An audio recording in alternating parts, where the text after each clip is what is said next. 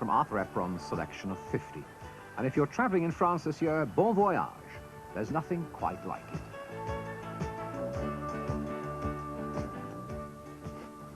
I'm afraid the roads of France are going to be pretty crowded if everybody follows Frank and Nesta down there. But of course that's the joy of the book, isn't it? Because there are so many other places to choose from, 50 as Frank said, and you can plot your own route and make your own bookings.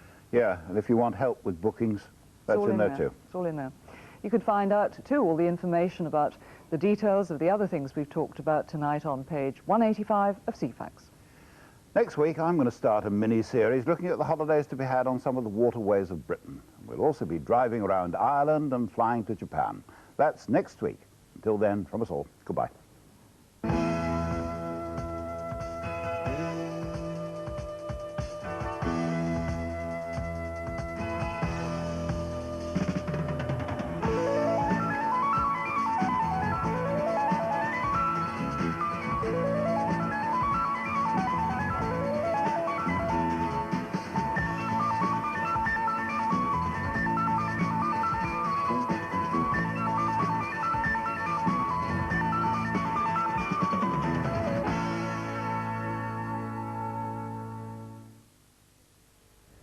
The Money programme on 2 Now looks at the steps being taken to get compensation for victims of the Bhopal chemicals disaster and at how music for films is becoming big business.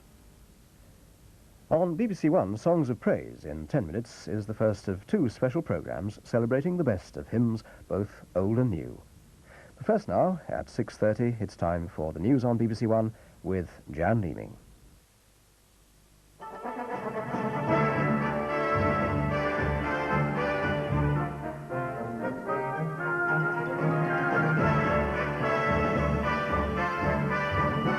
The British hostages in Libya are to be freed tomorrow. Terry Waite plans to bring them home within the week.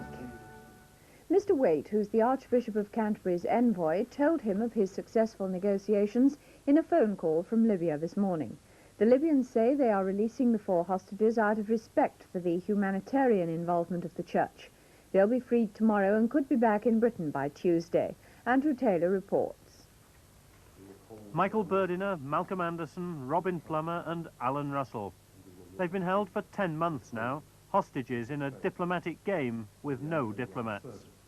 Terry Waite visited them several times. At Christmas there were presents and messages from their families. But while Mr. Waite's been praying and singing hymns with the detainees, he's had to do the talking with the Libyans. His meetings with Colonel Gaddafi have been discussions between 2 devout men of differing faiths, but discussions with a steely political undercurrent. There are no